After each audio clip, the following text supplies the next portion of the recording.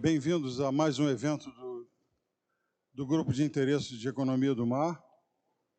Esse nosso grupo que tem a finalidade de divulgar informações no mais alto nível de assuntos relacionados ao mar e ligados fundamentalmente à economia do mar. A gente tem feito eventos importantes aqui e esses eventos cobrem uma área importante que envolve a área de energia, a área de transporte marítimo, a área de turismo marítimo, a área de engenharia naval. Uma série de eventos muito interessantes estão ocorrendo aqui. Aliás, eu peço àqueles membros do GEM que, por favor, promovam ideias relacionadas a novos eventos. Hoje mesmo eu recebi uma informação interessante sobre a área da advocacia no mar, que é uma coisa importante, que envolve assuntos de diversos interesses voltados para o direito do mar, né? Então, eu quero agradecer mais uma vez a presença de todos. Nós temos, parece quantos, 24 amigos assistindo nesse momento o GIEM, entendeu? E hoje, especialmente, recebendo o capitão de Mar e Guerra Paz, entendeu? Engenheiro naval, e o engenheiro naval Hernandes, dois amigos nossos, que são convidados nossos para falar de um evento de um assunto muito importante, que é o assunto relacionado à gestão do ciclo de vida de navios e também a parte do apoio logístico integrado. Esses amigos nossos são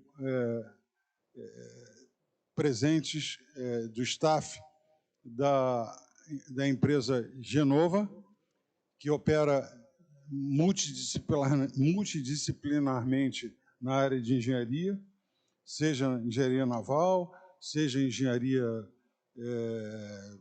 de infraestrutura e uma série de outras, de energia, etc., e que vai nos dar o prazer de nos informar desse assunto extremamente de vanguarda hoje, porque gestão de ciclo de vida de navios, talvez no passado, na minha época que eu estava a bordo, isso fosse tratado de uma maneira um pouco empírica, né? sem um viés mais científico da coisa. E hoje a empresa Genova opera fisicamente esse assunto, desenvolvendo um projeto na área junto ao estaleiro Jurong, né, tratando da construção do navio polar. Então, vai ser uma experiência assim, muito interessante que vocês vão poder oferecer à Marinha, né? Então, sem mais delongas, eu peço a todos que, se estiverem com o celular ligado, por favor, desligar, e avisar os meus amigos muito bem-vindos que estão online, de que façam suas questões, apresentam as questões no chat, e nós vamos replicá-las aqui durante a fase de debate. Então, eu passo a palavra aqui, primeiramente, ao comandante Paz, tá bom? Seja bem-vindo. Bom, boa noite a todos os presentes e aos colegas que estão nos assistindo pelo YouTube. Primeiramente, eu gostaria de agradecer ao presidente do Clube Naval, Almirante Palmer, pela oportunidade de nós apresentarmos aqui essa pequena palestra sobre gestão de ciclos de vida de navios. Agradecer ao Almirante Elkifuri, que é o diretor cultural, pela oportunidade, idem ao Almirante Paulo César, pela oportunidade que nos dão de estarmos aqui. Cito aqui também a presença do Almirante Lúcio, muito obrigado pela sua presença, foi meu chefe no CASNAV, né? Então, meu primeiro chefe no CASNAV, então a gente nunca a gente nunca esquece essa passagem que eu tive pelo CASNAV. Bom, eu vou fazer uma pequena introdução sobre o assunto. Eu trabalho na Genova do Brasil, que é uma empresa espanhola que está aqui no Brasil desde 2010. Então, eu agradeço aqui também publicamente a Genova pela oportunidade de estar aqui falando sobre um tema tão importante para a Marinha. Eu sou maquinista de formação, então eu vivi muito essa vida embarcada e essa parte a necessidade como maquinista de ter um sistema e um plano e um sistema de apoio logístico integrado e uma gestão de ciclo de vida quando eu estava embarcado. Então, assim, quando eu comecei a estudar o assunto e fui conheci um sistema, por exemplo, que nós temos na Genova, que é o CIMAN, que o meu amigo Daniel vai falar, eu fiquei muito feliz porque também tomei o conhecimento quando eu cheguei na Genova que a Marinha, então, tinha interesse em instalar um sistema como esse na Marinha como um todo, né? Eu vou fazer uma pequena introdução, vou falar um pouquinho de como está a gestão de ciclo de vida na Marinha, e vou citar aqui rapidamente a Petrobras também, e depois eu vou passar a palavra para o Daniel. O Daniel ele vai fazer uma apresentação em espanhol, porque ele não fala português, mas ele fala muito pausadamente, eu creio que os senhores não vão ter dificuldade de compreendê-lo. Tá? Já convivo há algum tempo com o Daniel, a gente trabalha juntos. O Daniel trabalha na Genova CIMAN, que é uma das empresas da Genova na Espanha, e eu trabalho aqui em frente ao Clube Naval, aqui na Almirante Barroso, na Genova do Brasil. Tá? Bom, em termos de gestão de ciclo de vida de navios na Marinha do Brasil, todos os projetos que estão em andamento na Marinha do Brasil hoje contemplam a necessidade da gestão de ciclo de vida do navio. Tá? Temos colegas aqui da Ingeprom, que são responsáveis por gerenciar a aquisição desses projetos tão importantes para a Marinha, como é das fragatas classe Tamandaré. A RFP já contempla, então, temos amigos aqui também da DGPEM, também, Diretoria de Gestão de Projetos da Marinha. Então, isso já é uma realidade na Marinha do Brasil hoje. Então, as RFPs demonstram isso. A RFP do NAPANT, Navio de Apoio Antártico, já contempla a gestão de ciclo de vida. A RFP das fragatas classe Tamandaré, idem. Né? No ano de 2022 e 2023, a Marinha publicou uma RFI, que é um Request for Information, para o SIGMAN, que é o Sistema de Gestão de Manutenção da Marinha. Tá? E no final do ano passado, a Marinha lançou a licitação do SINGRA, né, que é um sistema antigo na Marinha, e agora a Marinha viu a necessidade de fazer essa modernização. Vou falar um pouquinho sobre o SINGRA também. Bom, a arquitetura, então, do sistema de SINGRA, na verdade, é um ERP, né, e gerencia tudo, não só os sobressalentes para os navios, mas as compras de um modo geral, né? Então, o SIGMAN ele vai interfacear com o SINGRA numa outra gestão paralela, ou seja, na parte de gestão de manutenção, principalmente dos navios. Tá? Mas o SIGMAN, a RFI do SIGMAN hoje, ela contempla manutenção de meios navais, aeronavais e de fuzileiros navais. Então, a Marinha pretende implantar o SIGMAN, que a Marinha nominou assim o SIGMAN, que na verdade é um SINGRA GCV, né, um SINGRA, uma parte do SINGRA, que é SINGRA GCV, GCV de Gestão de Ciclo de Vida. Né? Então, aqui, essa palestra depois vai estar disponível para os senhores. O SINGRA ele contempla várias partes, a parte de macroprocesso do sistema de abastecimento da Marinha, a parte de suprimento de combustível, a parte de suprimentos, combustíveis, uniformes, medicamentos, etc. A parte de administração, catalogação, a parte de gestão de ciclo de vida A partir, então, dessa interface com o Sigman, que no caso é o Singra GCV, tá? Contempla também a solução de integração, né, com um barramento, né, que eles chamam em inglês de bus, né? Aplicações externas também, com o governo federal, SICAF, etc. Então, aplicações externas, além do governo federal, também, por exemplo, com a Petrobras, por exemplo, no caso o Singra, ele contempla toda a parte de fornecimento de combustíveis da Marinha, combustíveis lubrificantes. Então, tem essa interface também. Algumas aplicações, vai contemplar também algumas aplicações internas também, na parte de finanças também, conexão com a Diretoria de Finanças da Marinha.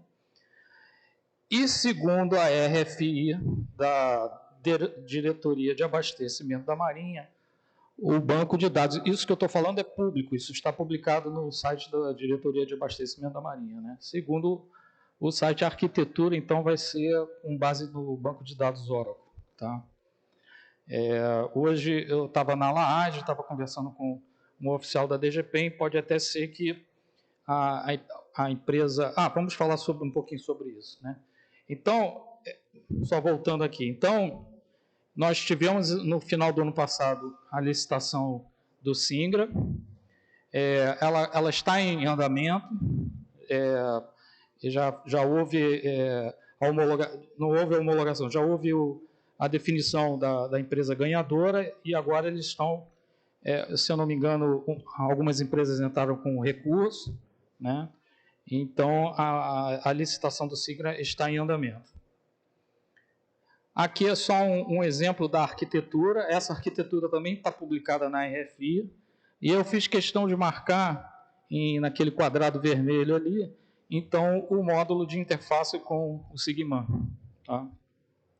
Por que eu estou chamando a atenção do Sigman? Porque a Sigman, no caso o Singra GCV, é que faz essa gestão de ciclo de vida dos meios navais, fuzileiros navais e aeronavais.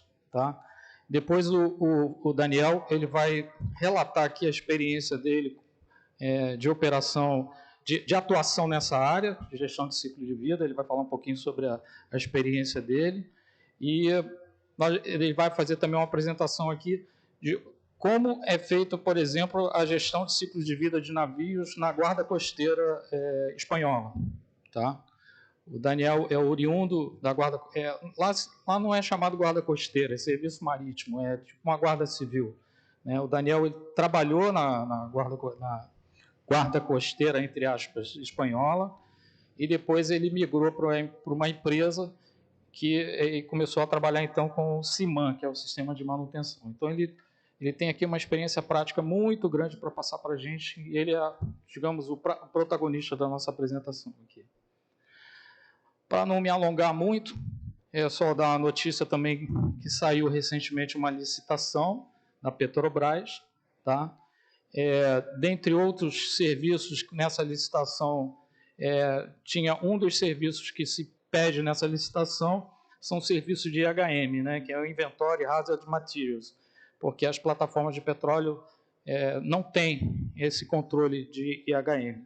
Hoje, o navio, quando nasce, ele já tem que ter esse logbook, já com todo esse inventário de materiais perigosos, que acompanha toda a vida do navio até o desfazimento do navio, quando ele Então, hoje, quando as empresas fazem uma proposta numa RFP, por exemplo, do Napante, ela já tem que contemplar a vida útil do navio até o desfazimento do navio.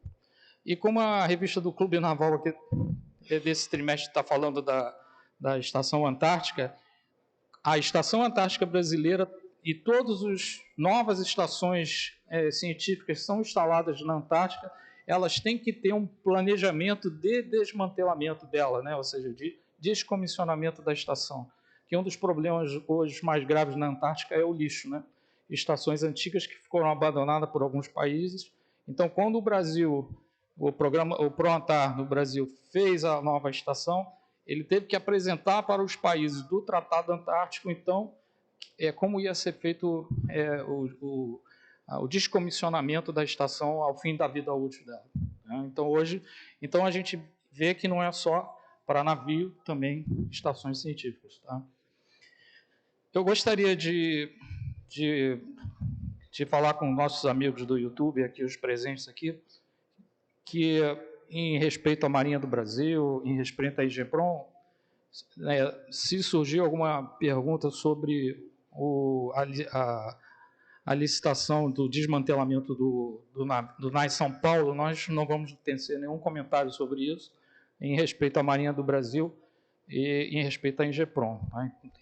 Porque esse é um assunto sensível que nós não temos conhecimento, então, se alguém for fazer alguma pergunta nesse sentido, nós vamos nos omitir em responder, até por falta de conhecimento técnico sobre o assunto. Tá?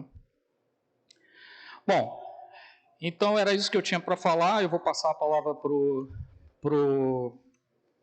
Daniel. O Daniel vai ter uma contribuição muito maior a dar do que eu. Muito obrigado.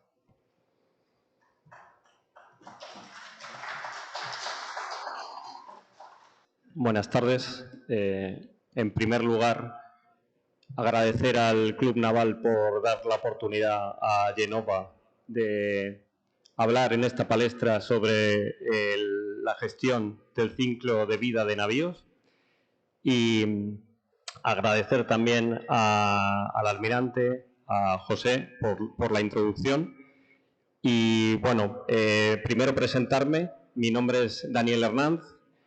Soy ingeniero de Genova, en Genova, España, y soy el encargado de los proyectos relacionados con el apoyo logístico integrado de Genova y, además, en mi sección hacemos un desarrollo, tenemos un software de gestión de activos desarrollado 100% por personal de Genova y que está operando en más de 200 navíos desde hace muchos años. Empiezo la presentación hablando con una pequeña introducción del ciclo de vida y cómo ha cambiado ese concepto a lo largo del tiempo, sobre todo últimamente. El ciclo de vida que conocíamos hace unos años era el periodo en el que el activo se investigaba sobre él, se iniciaba el proceso de diseño, se pasaba por la fase de compras y finalmente el ciclo de vida prácticamente finalizaba en la construcción de un equipo, de un activo, de un navío. Podemos darle la dimensión que queramos, pero el concepto era este que estamos viendo en la pantalla. Este concepto se ha ido incrementando, se ha ido ampliando, de tal manera que introducimos la operación y el mantenimiento y el decommissioning dentro de la vida del ciclo de vida del activo, de tal manera que el ciclo de vida, como no puede ser de otra forma, empieza cuando está en la mente de alguien que quiere diseñar ese activo hasta que ese equipo o activo está desmantelado.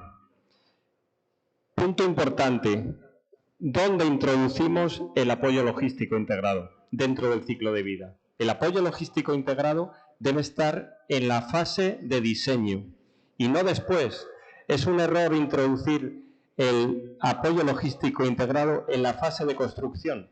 ¿Por qué? Porque si a través de un análisis de logística descubrimos que no damos la disponibilidad o la fiabilidad que era un requerimiento del usuario del equipo, que no hay suficiente soportabilidad o obsolescencia de los repuestos que componen las spare parts del equipo que estamos diseñando. Ya, si eso lo hacemos en la construcción, ya no hay margen de modificar el diseño en ese momento. Con lo cual, desde que empieza el diseño y en toda la fase del diseño, tiene que ir acompañado de un análisis exhaustivo de apoyo logístico integrado. Ese es el momento óptimo. ¿Qué ocurre con el apoyo al ciclo de vida? que nosotros, si introducimos metodologías de apoyo logístico integrado, lo que hacemos es dividir la parte de OPEX en una curva que haremos más plana porque evitaremos que aparezcan averías y mantenimientos correctivos en los equipos, y reduciremos la curva de desinstalación.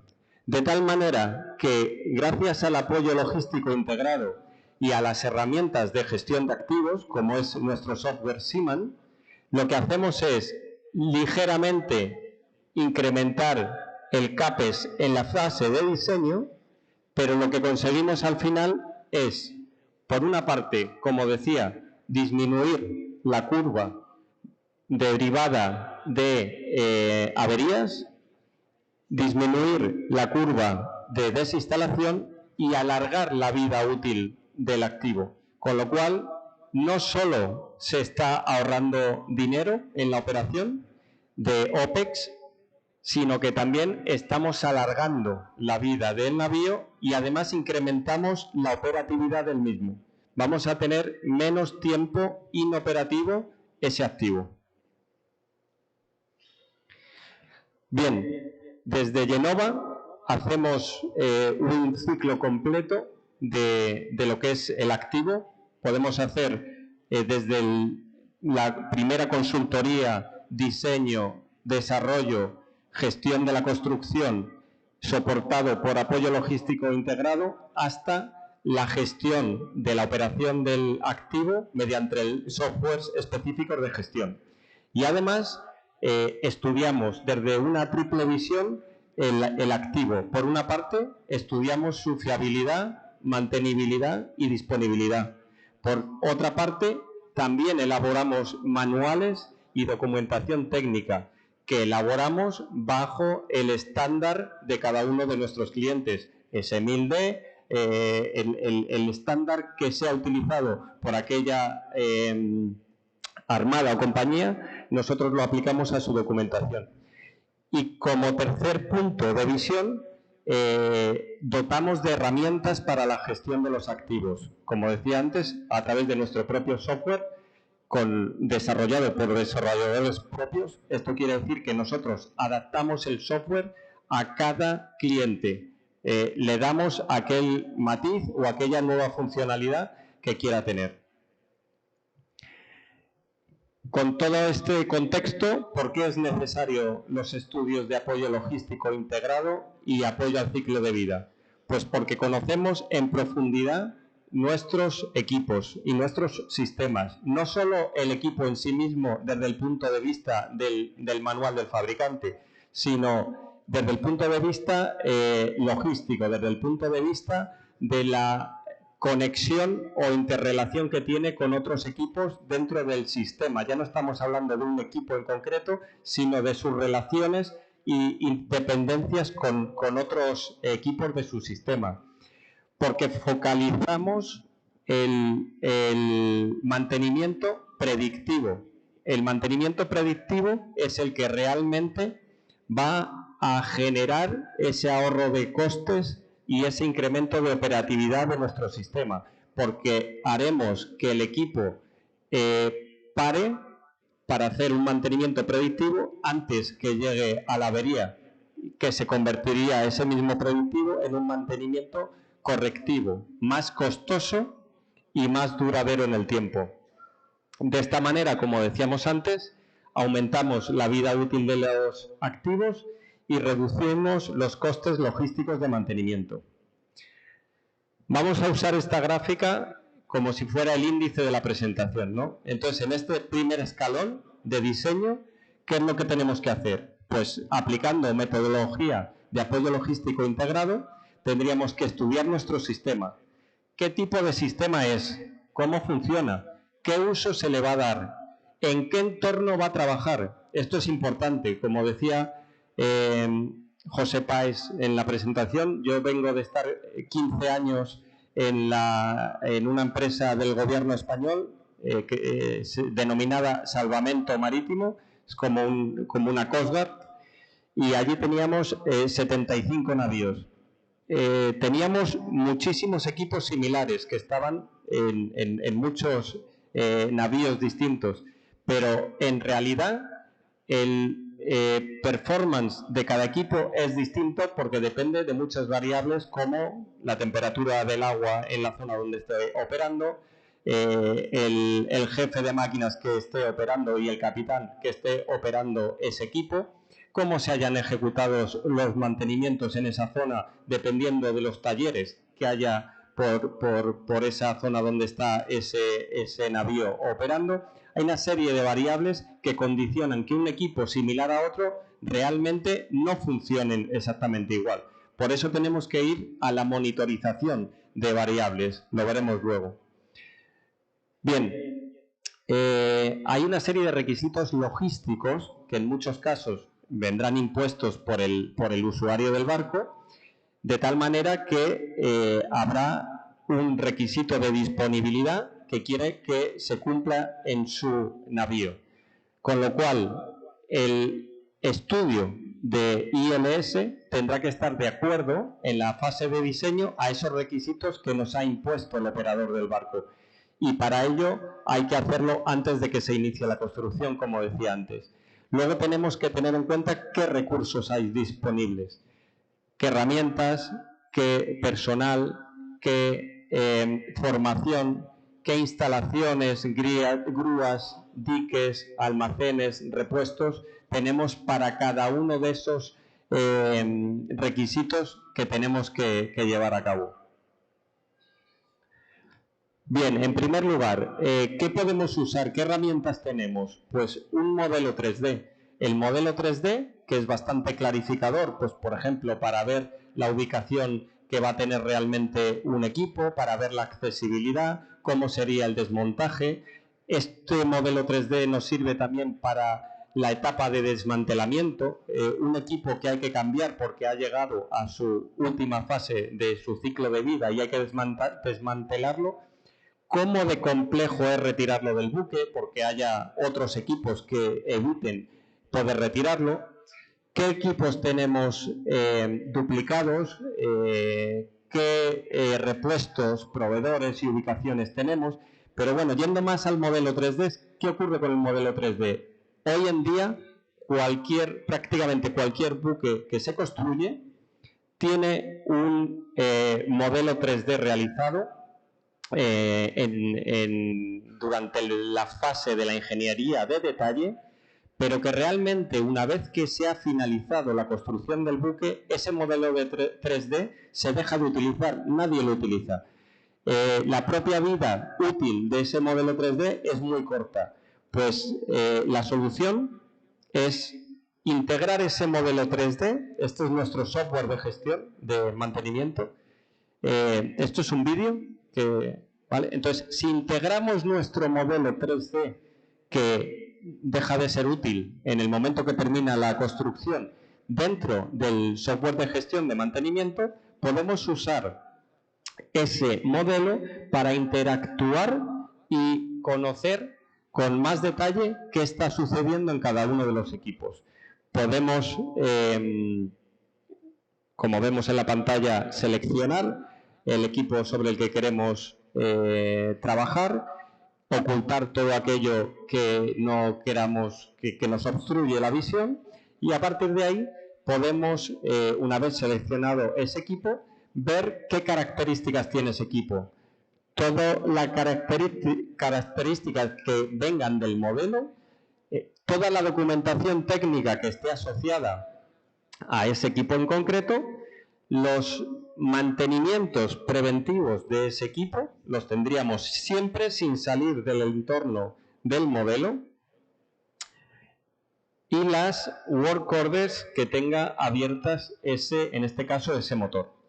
Con lo cual, bueno, esto sería una tarea de mantenimiento en concreto con variables, bueno, lo contamos luego, con mantenimiento centrado en la condición, y de esta forma podemos dar utilidad al modelo en cuestión. Podríamos navegar por vistas preestablecidas, por ejemplo, de la propulsión, para que de una manera más simple podremos alcanzar el equipo que estamos buscando.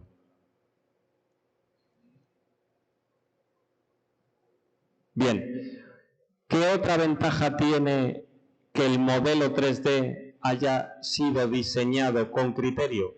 Pues que yo dentro del software puedo navegar por el árbol del modelo de tal manera que si el ingeniero, el delineante, el equipo de trabajo ha hecho un diseño lógico, yo podré filtrar por el sistema de HVAC, el sistema de generación de potencia eléctrica, el sistema de propulsión, y de alguna manera poder navegar directamente aislando esos sistemas del resto del equipo. Con lo cual podré acceder mucho más fácilmente a toda esa información que contiene el modelo. Este es un ejemplo de un sistema.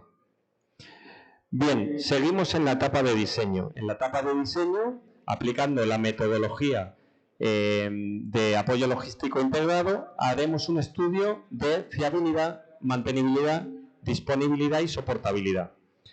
No solo un análisis inicial, porque lo que se ha hecho hasta ahora es, en el momento de diseño, vemos qué cumplimiento tenemos de estas 4 disciplinas. Pero lo que conseguimos con un software potente, como es el nuestro en nuestro caso, es ver cómo evolucionan esos valores a lo largo de la vida del activo. La fiabilidad. Bueno, la fiabilidad, yo creo que a mí personalmente la primera imagen que me viene a la cabeza es un motor de Fórmula 1. La fiabilidad es la probabilidad de que un equipo esté trabajando en las condiciones para las que se ha diseñado durante el periodo de tiempo para el que se ha diseñado. ¿Qué quiere decir esto? Que si un Fórmula 1, un motor, se diseña para correr durante 2 horas al 100, 110%, si el Fórmula 1 termina la carrera sin ningún problema, es que se ha conseguido, sí que tenía esa fiabilidad que se le pidió al principio, y si, como está en la foto lo vemos, si hay una avería, pues entonces algo falló en ese diseño para que no llegara al final. Entonces, la fiabilidad se mide en el tiempo medio entre fallos que tiene el equipo. Pero en la fase de diseño podemos tener cierta discordancia con la fase de compras. ¿Por qué? Porque si se quiere comprar el producto que sea económicamente más atractivo, a lo mejor no es el más fiable. ¿Qué quiere decir eso? Que una pequeña inversión más elevada en la fase de diseño y compras puede hacer que ese producto tenga mayor obsolescencia, por ejemplo, a futuro, sea más fiable a lo largo de la vida del activo, con lo cual no siempre tendremos la opción más económica como la opción más fiable dentro del mercado en la etapa de diseño. Esto es un ejemplo de cómo podemos actuar en la fase de diseño para llegar a los requerimientos logísticos que imponga el operador. En este caso tenemos un árbol de elementos configurados de un buque con un sistema de combustible que tiene 2 bombas de trasiego de combustible. Bueno, pues esto se ha llegado a esta conclusión porque ese sistema tendría unos requerimientos de fiabilidad muy altos, muy elevados, con lo cual al duplicar este sistema conseguimos alcanzar esos requerimientos de disponibilidad que estaban impuestos por el operador del buque. Es un ejemplo muy básico, pero muy ilustrativo de cómo actuar. La mantenibilidad, básicamente se trataría del tiempo que tardamos en ejecutar una reparación de una avería que se haya producido. ¿Qué hay que tener en cuenta? La estandarización. Cuanto más estándar sean nuestros equipos, nuestros repuestos, menos logística necesitaremos detrás para llevar a cabo esa reparación de ese mantenimiento correctivo que tenemos abierto. La modularidad minimiza en gran medida los tiempos de reparación. Cada vez es más frecuente que las reparaciones se lleven a cabo por una sustitución de un módulo, por una sustitución de una tarjeta electrónica, pero prácticamente en ningún caso vamos a una reparación como antiguamente de un elemento en concreto que reparamos y volvemos a instalar. Es muy habitual intercambiar un componente electrónico o físico y a partir de ahí dar por hecho que la reparación está finalizada. Esto minimiza los tiempos de reparación. La accesibilidad. Antes veíamos el modelo 3D. Si tenemos un acceso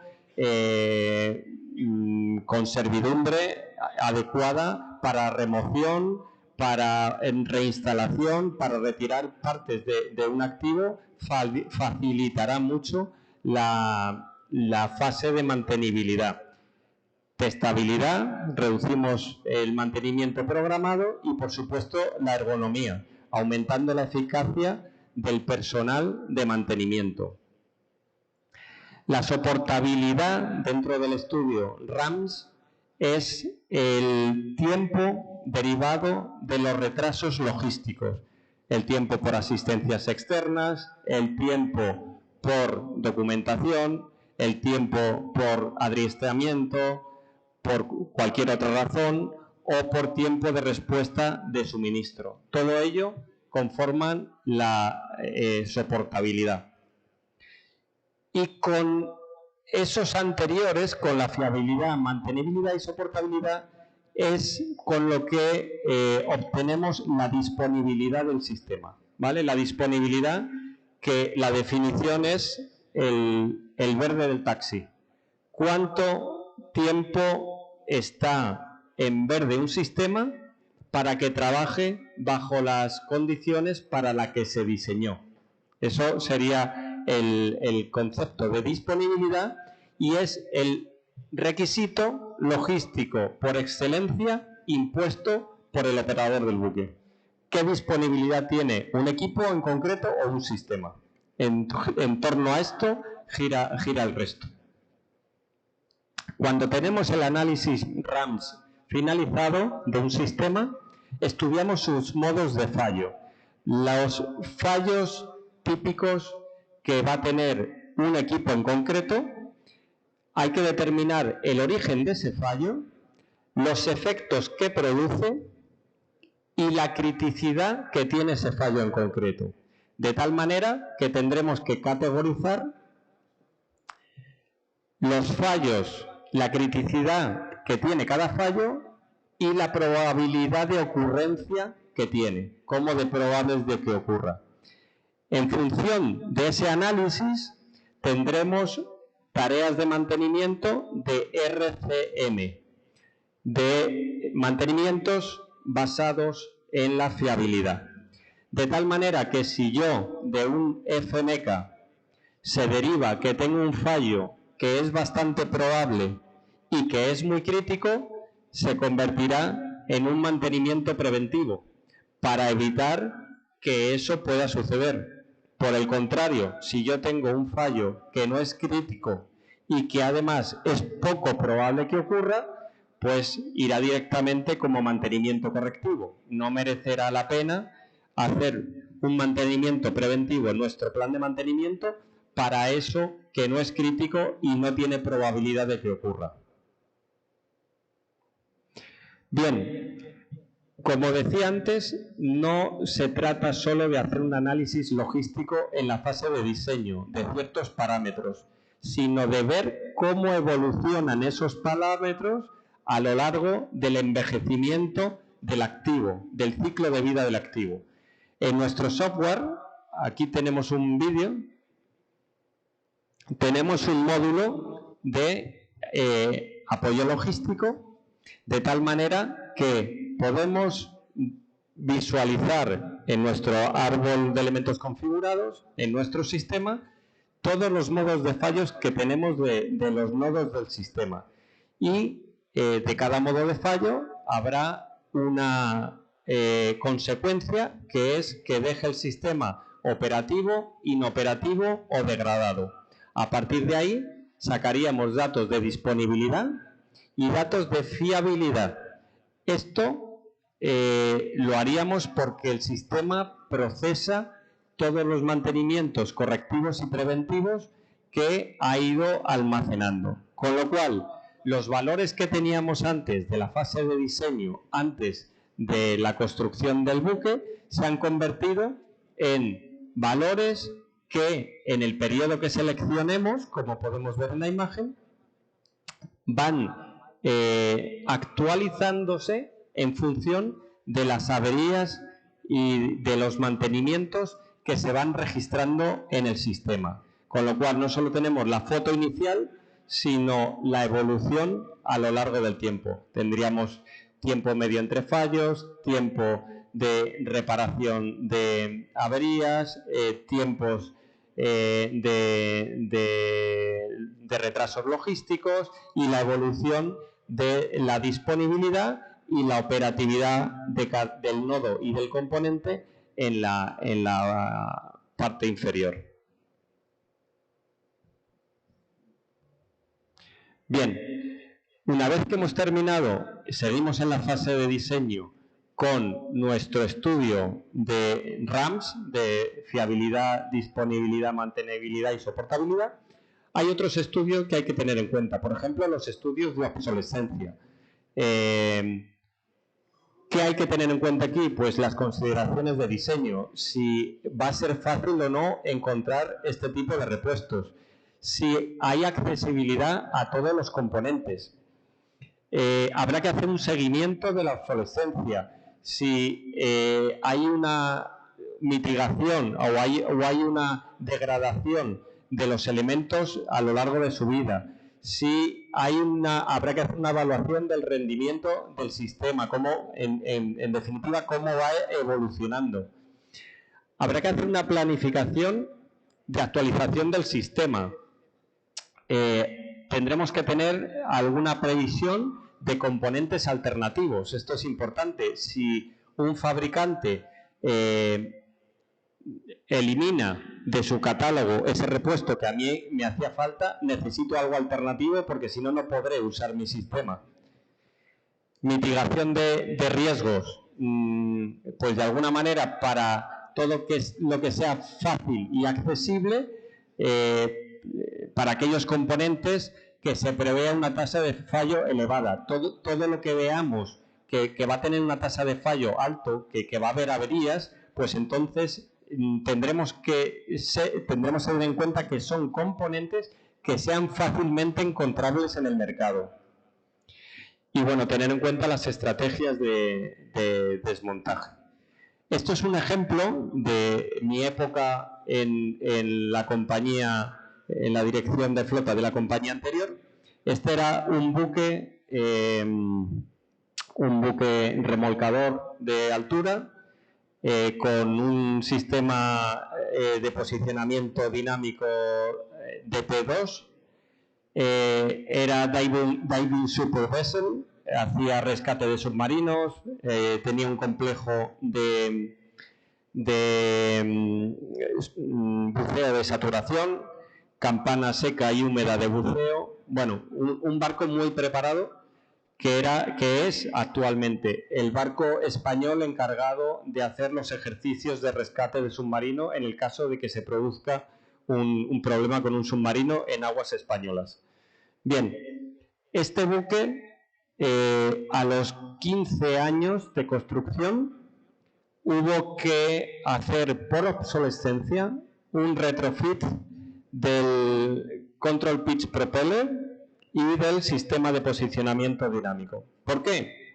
Porque el fabricante dejó de suministrar repuestos para la propulsión y para el posicionamiento dinámico, que son equipos críticos para el barco.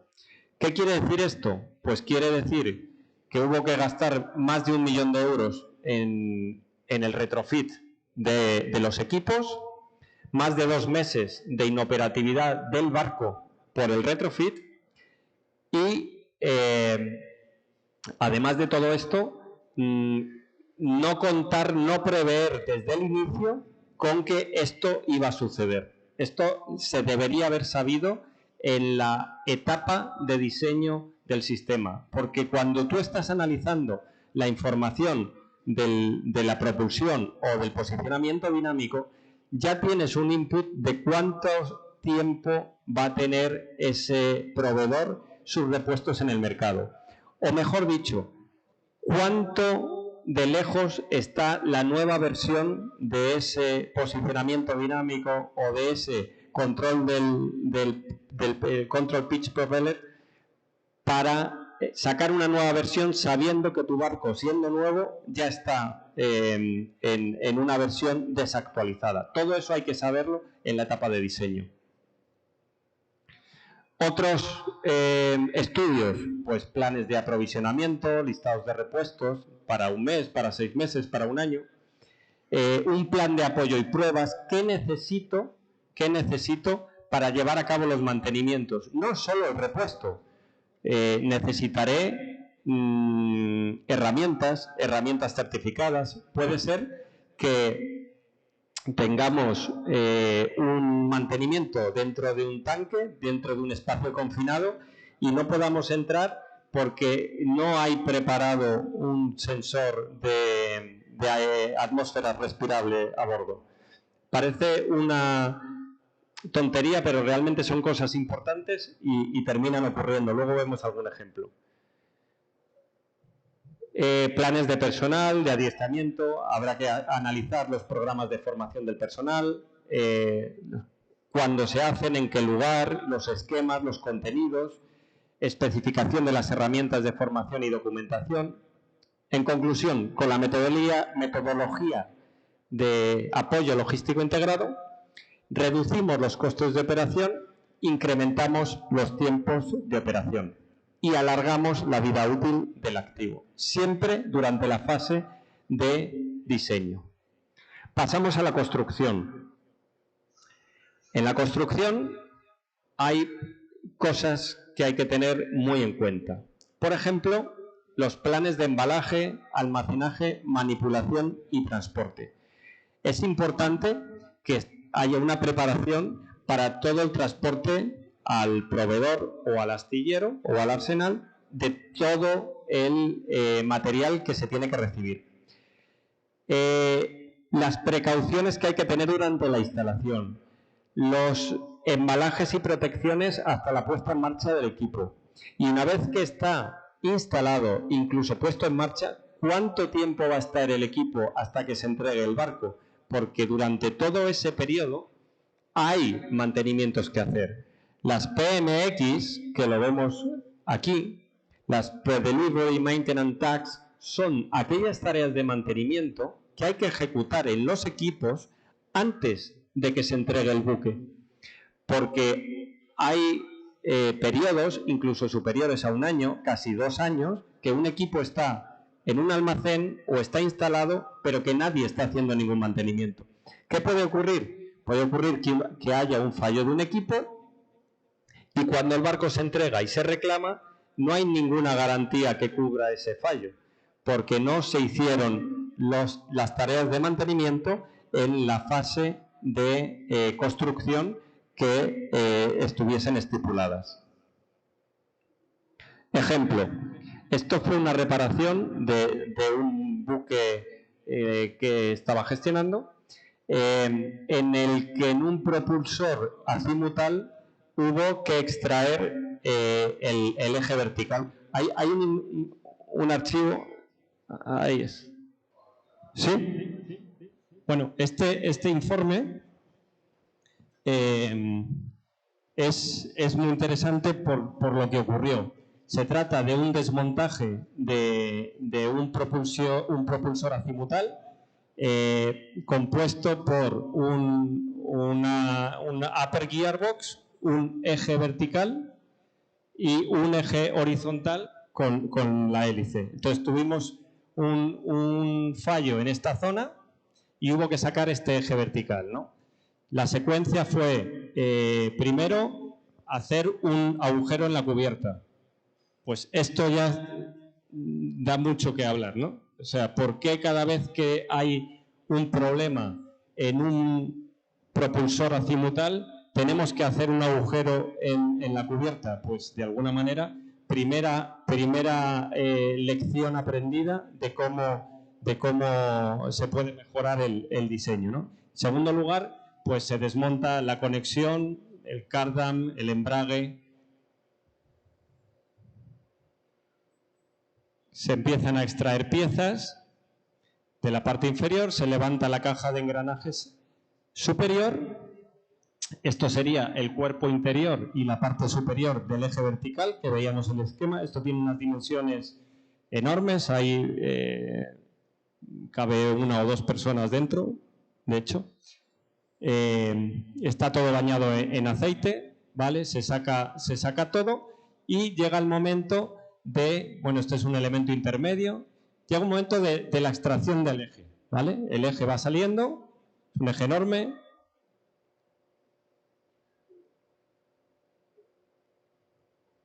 Bueno, un informe STEX, ahí vemos cómo va saliendo el eje y finalmente esta es la parte inferior.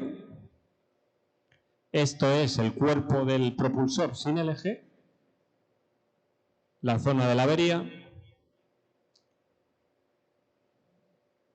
Y finalmente, ahí tenemos el eje en el exterior.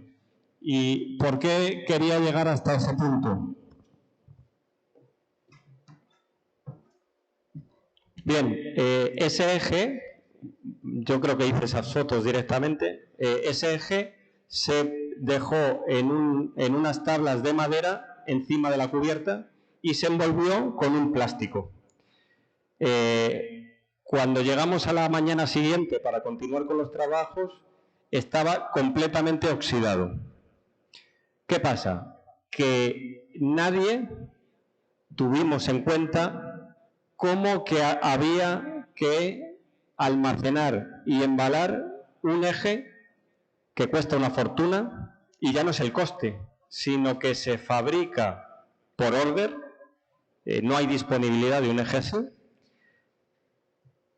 Nadie tuvo en cuenta cómo que había que almacenarlo. Es un eje que está sumergido en aceite cuando está en operación. Al sacarlo al exterior, envolverlo en la cubierta con las condiciones que había, esto era en las Islas Canarias, con las condiciones de humedad y de temperatura, se oxidó. Hubo que rectificarlo entero.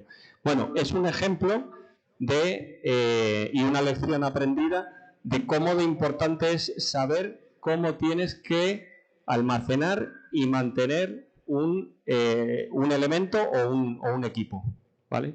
Seguimos con la presentación.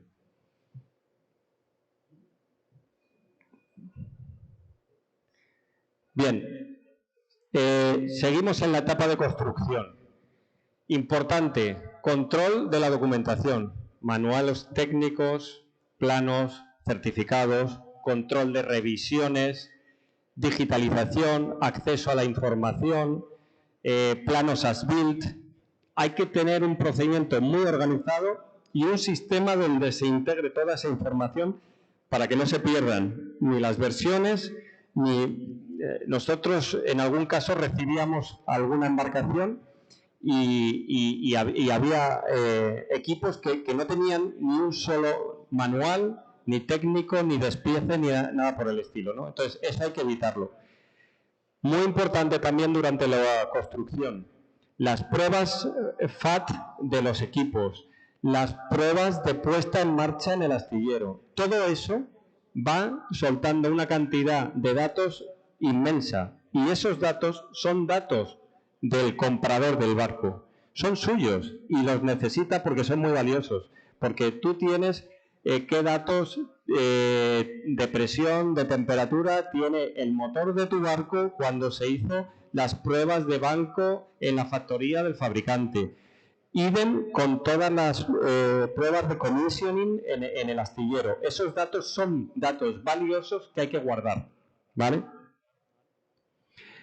Un buen control del commissioning evita fallos iniciales. En la curva de los fallos que tiene un equipo, como veremos después, el commissioning es muy importante. Bueno, esto es nuestro software, tiene un sistema de documentación con gestión de revisiones, con aprobaciones de quién y no puede subir información al sistema, quién lo puede visualizar, quién lo puede editar. Bueno, gestionamos, hacemos de gestor documental de la infraestructura. Vale, y pasamos a la parte de operación y mantenimiento. Bien, esta es la curva que decía. Esta es la curva de mantenimiento de un activo con la tasa de averías. Tiene una fase de juventud con la curva de la bañera, que yo no sé si se dice igual aquí, José. Sí, la curva de la bañera. Pues la primera parte es una fase en la que hay fallos, es un equipo nuevo, depende de cómo se haya instalado, cómo se haya mantenido antes de la instalación, cómo haya sido el commissioning, cómo los operadores de ese equipo que nunca lo han operado van a empezar a operarle. Entonces esa parte inicial de la curva. Luego, en la fase de madurez, es la fase en la que menos tasa de averías se tiene en el equipo, y cuando llega el envejecimiento, evidentemente empiezan a surgir las averías, y por otra parte necesitamos cierta ayuda a la decisión para ver en qué momento se toma la decisión de hacer un reemplazo de ese equipo que está empezando a fallar más de lo normal. Vamos a poner un ejemplo. Un navío tiene 1.500 tareas de mantenimiento, por ejemplo.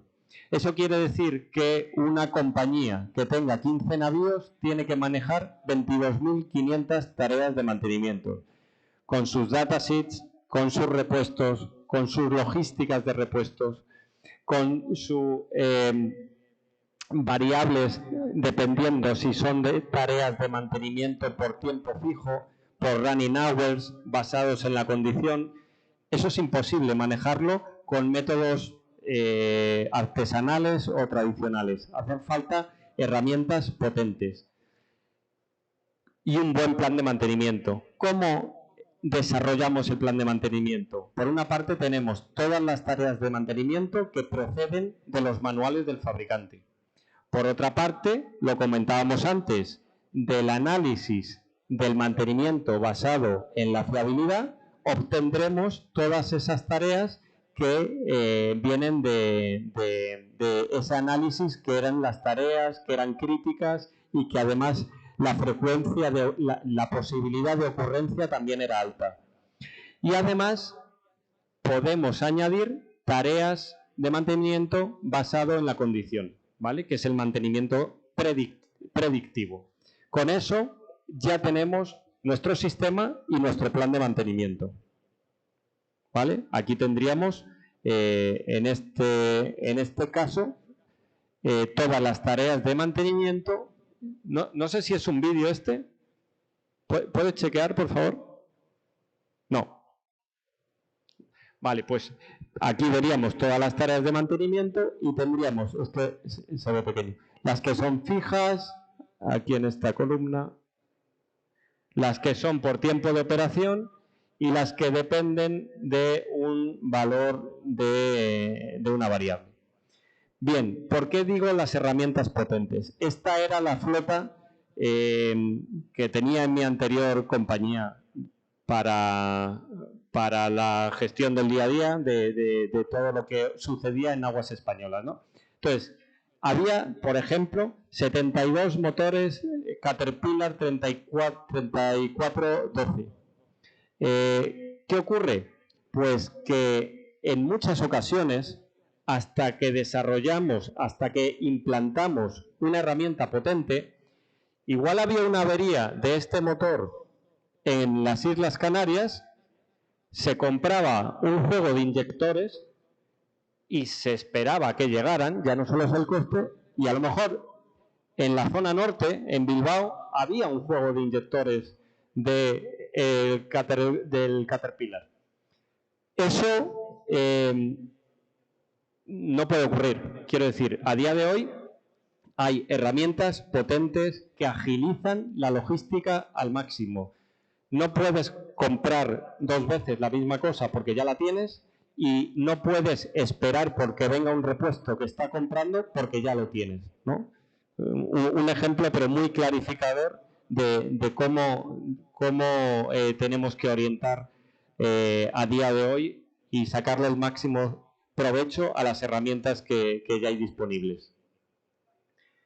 Bien, ¿qué necesitamos de una herramienta de gestión de activos con respecto al mantenimiento? Pues explotar la información, generación de informes automáticos de tal manera que yo reciba la información de lo que está sucediendo sin ni siquiera tener que entrar en el sistema vía una notificación que me detecte que ya está sucediendo algo, consulta de la información a tiempo real y integración con el resto de departamentos, los repuestos, el mantenimiento, las compras, la documentación, los certificados, todo eso tiene que estar unificado en un solo sitio, porque las empresas terminan usando innumerables sistemas, cada departamento le gusta un sistema distinto, y la integración de toda la información es prácticamente imposible haciéndolo así. Monitorización, pues el gran escalón que hay que subir en el mantenimiento. Tenemos que llegar al mantenimiento predictivo. Para el mantenimiento predictivo tenemos que monitorizar lo que está pasando en nuestros equipos. Para ello, en nuestro caso, tenemos la posibilidad de hacer un check a una tarea de mantenimiento que nos diga que la periodicidad de esa tarea sea según ciertos valores de operación, que puede ser la presión, una temperatura, una vibración o cualquier otro valor que podamos medir. ¿Vale?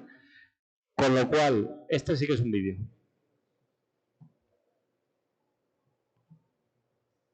En nuestro plan de mantenimiento tendremos tareas basadas en la condición, de tal manera como, por ejemplo, esa, de tal manera que en la parte inferior tenemos marcado que la tarea de mantenimiento sea o por una periodicidad fija, pero si la variable temperatura está entre 100 y 120 grados, entonces el sistema automáticamente iniciará un mantenimiento predictivo diciendo: aquí hay que hacer algo en este equipo porque si no va a terminar generando una avería y va a ser mucho más complicado. Esto es donde tenemos que llegar para que nuestros equipos estén protegidos y, por tanto, nuestra operatividad sea lo más alta posible. Bien, cuando tenemos ese mantenimiento predictivo en marcha, ¿cómo podemos influir con tareas de mantenimiento basadas en la condición? ¿Cómo podemos influir sobre el plan de mantenimiento? Bueno, pues podemos hacer que haya una modificación de la periodicidad en los mantenimientos preventivos, que puede ser alargando o acortando esos periodos en función de la aparición de ese fallo. Podemos reducir el número de mantenimientos correctivos, porque, como decíamos antes, como estamos parando el equipo antes de que se produzca la avería, con lo cual todos esos averías no se producen y esos mantenimientos correctivos no van a existir.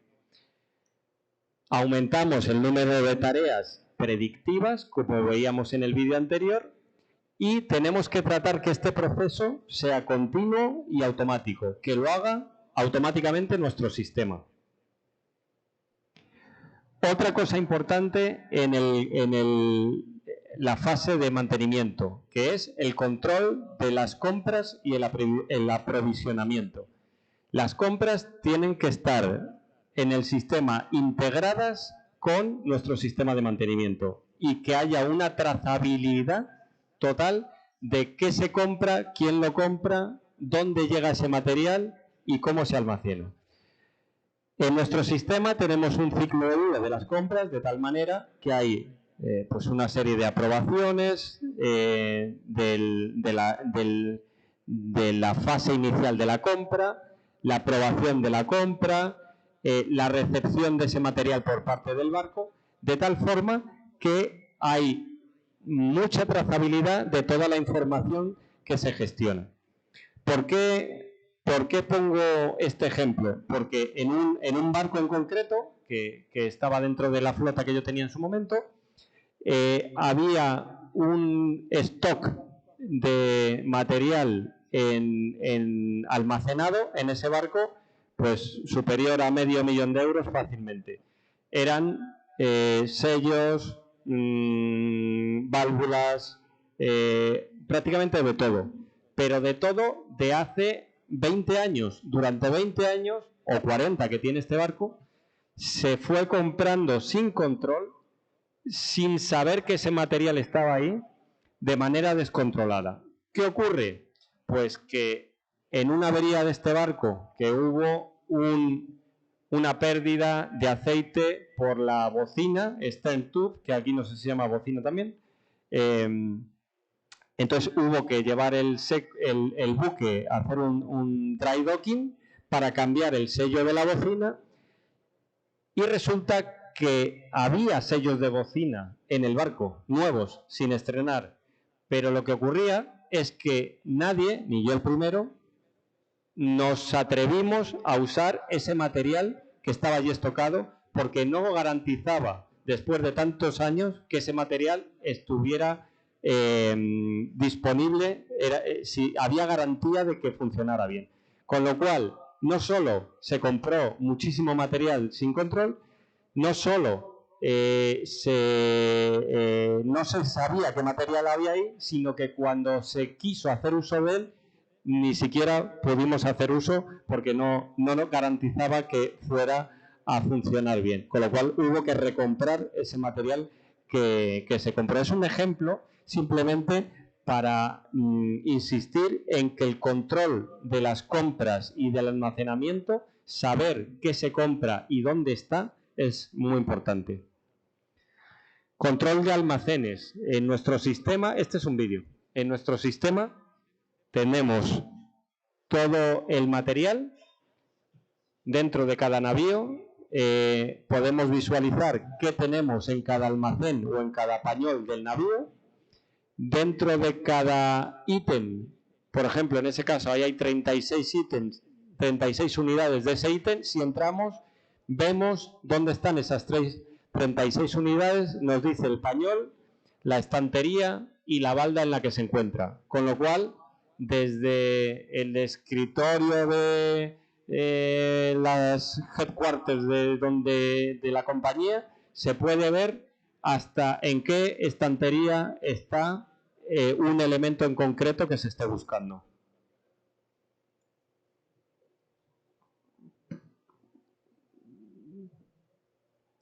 Bien, el aprovisionamiento. Esta parte es interesante porque como tenemos registrados todo el plan de mantenimiento en el sistema, y si además tenemos valorado el coste de los repuestos de cada tarea de mantenimiento, podemos...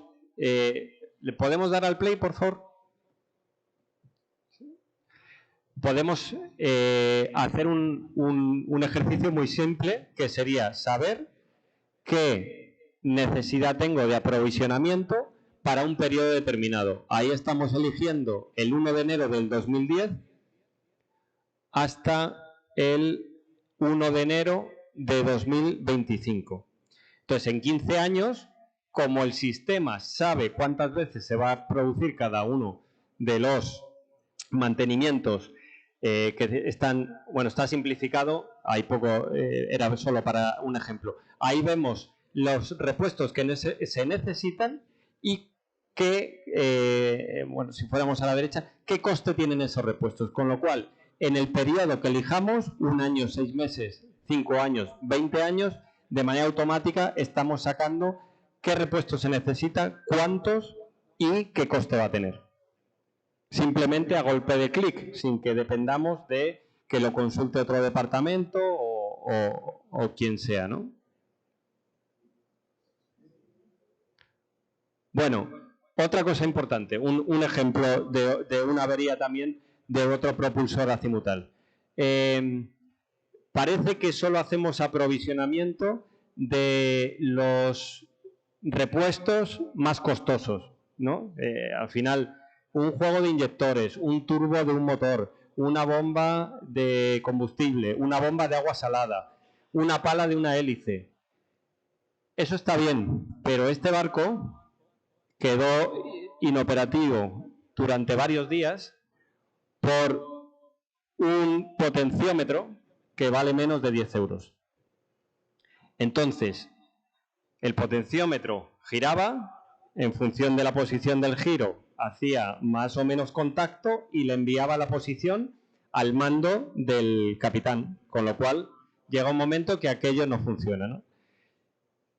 Se mira, se remira y al final falla un elemento que no cuesta prácticamente nada, pero que es crítico, porque ese elemento para un barco como el que tenemos en la pantalla. Con lo cual, el ejercicio de hacer un plan de aprovisionamiento no se queda solo en los elementos que son más costosos y que tardan más tiempo en llegar. Bueno, este elemento tardó en llegar, porque tuvo que venir de Alemania a España y tardó un tiempo en llegar. Sino que tenemos que llegar hasta el último detalle de todo aquello que consideramos que es crítico, que a veces no lo parece. Añadiendo a lo anterior, cuando planificamos un mantenimiento importante, un cambio de inyectores, tienen que estar planificadas las herramientas. Si no están planificadas las herramientas, podemos iniciar un mantenimiento que no se va a poder ejecutar. Si yo no tengo un extractor de inyectores como ese, yo no puedo cambiar los inyectores. Y a lo mejor llevo esperando por el juego de inyectores 3 semanas que vengan de otro sitio, ¿no?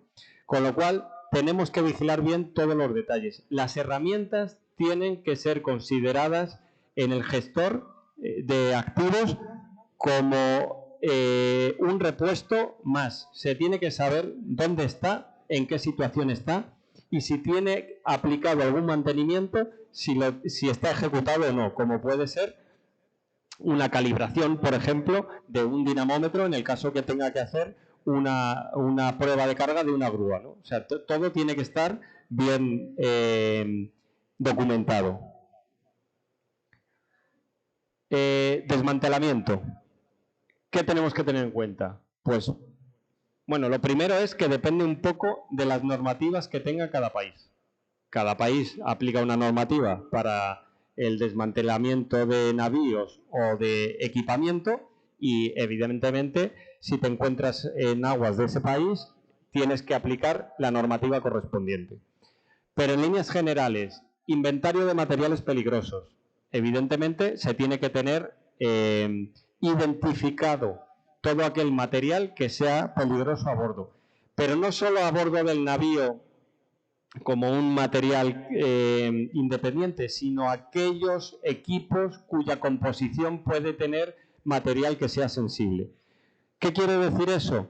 Que tenemos que tener en el análisis previo de apoyo logístico integrado toda la información de cada uno de los equipos en cuanto a si se puede desmantelar con fluidos, si hay que descomponer en metales, plásticos o material sensible o material peligroso o asbestos en el caso de que sea un equipo fabricado hace bastante tiempo. Todo eso tiene que estar analizado antes de que se construya el buque. No tenemos que esperar ni a la construcción ni al desmantelamiento, sino a la fase de diseño, como decíamos antes.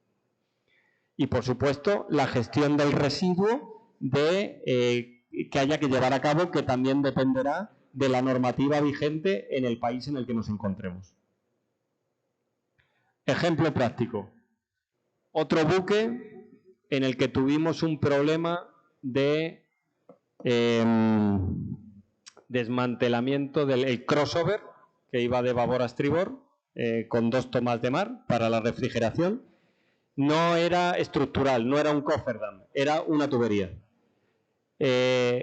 Evidentemente, al ser una tubería de agua salada, se deterioró mucho más rápido que todos los elementos que tenía por encima, que eran tuberías de combustible, tuberías de aceite, tuberías de otros fluidos, equipamiento. ¿Qué ocurrió? Que para cambiar el crossover de este barco hubo que desmontar todo lo que había por encima del crossover, porque era lo que estaba más abajo, que supuso 50.000 euros de desmontaje y montaje otra vez, y 2 semanas de plazo de ejecución de esta tarea de mantenimiento. Eso tendría que haberse previsto en la fase de diseño.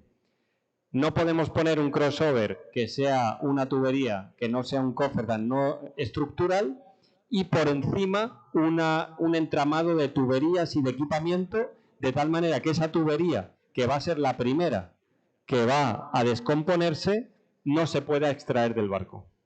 Es un ejemplo simplemente, pero para ilustrar lo que estábamos comentando antes. Bien, como conclusiones, que el ciclo de vida empieza en la investigación, empieza cuando alguien tiene una idea del tipo de navío que va a querer tener para su operación, y que finaliza cuando ese equipamiento que está a bordo o ese navío es desmantelado. Todo lo que ocurre entre un punto y el otro está dentro del ciclo de vida. Los estudios logísticos en la fase de diseño son fundamentales, no después, sino en la fase de diseño, para que puedan modificar en el diseño si fuera necesario. Y es fundamental tener una herramienta de gestión para la fase de operación, de tal manera que optimicemos la operación del navío y nos ayude a la toma de decisiones.